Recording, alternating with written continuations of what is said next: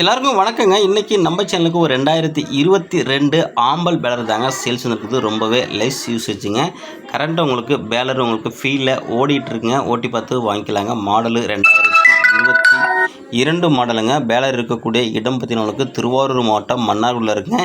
கேட்கக்கூடிய விலை நிமிடங்களுக்கு 1,90,000 சொல்கிறாருங்க. நேரில் வந்தால் கொஞ்சம் அனுசரித்து பேசிக்கலாங்க.